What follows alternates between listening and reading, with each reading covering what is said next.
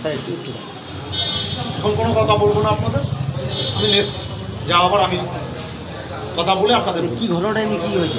আমার ভাই ভর্তি আছে, সেখানে এসে আমার এই অবস্থা আছে। এর বাইরে সেটা কোথায়? গান্ধী হসপিটালে। তারপর এর বাইরে এখন আমি কিছু বলছি না। আপনাকে কারা মারলো? আমি তো তাদের চিনি না, তারা কি হাসপাতালের স্টাফ? সম্ভবত। কেন স্যার এরকম হঠাৎ এরকম গায়ে দিল কেন? অ্যাকচুয়াল আমি আমার ভাইকে যখন টর্চার করছিল, লোক খাবার নিয়ে যাচ্ছিল, আমার যে ভাইটা ভর্তি আছে খাবার নিয়ে যাচ্ছিল, তার সঙ্গে বাদ বিতরণটা কিছু একটা হচ্ছিল, আমি ওকে সেভ করতে পেরেছি। তারপরে এই যে অবস্থা যেটা দেখছেন।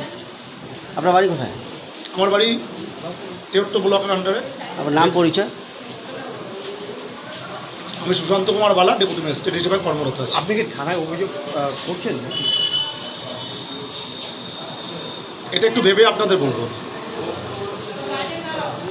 জি স্যার, আপনার হাসপাতালে কিছুক্ষণ আগে একটি গণ্ডগোল হয় রোগীর পরিবারের সাথে এবং আপনার কয়েকটা স্টাফের, কি বলবেন?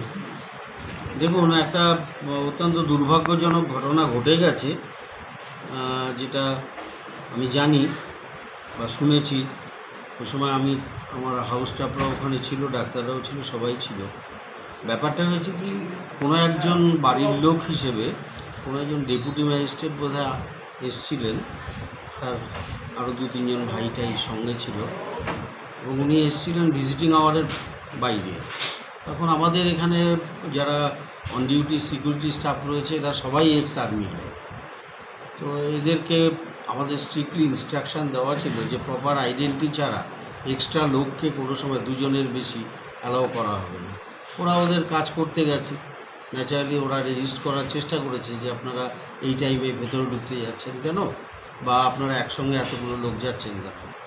তাতে বোধহয় ওই ডেপুটি ম্যাজিস্ট্রেট যতদূর শুনেছি যে সিকিউরিটি যে স্টাফ আছে তার সঙ্গে বোধহয় প্রথমে একটু কথা কাটাকাটির পর একটু গায়ে হাত দিয়েছে বা কলার ধরেছে, এরকম কথাকে টেনে বাইরে বার করে তার গায়ে বোধহয় একটু হাত ফাত দিয়ে দেয়। ওরা উত্তেজিত হয়ে গিয়ে সিকিউরিটি স্টাফরা সব মিলে তাকে ধরেছে।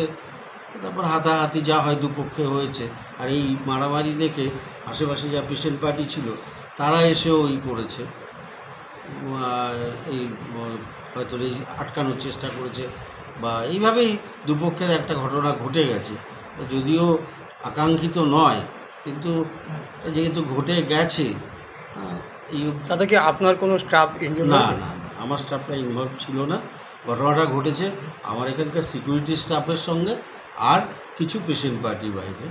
এবং যারা সিকিউরিটি স্টাফ তারা আমাদের কেউ গভর্নমেন্ট এমপ্লয়ি না, তারা এক্স আর্মি ম্যান, তারা একটা এজেন্সির থেকে এখানে রিপোর্ট করা হয় তাদের।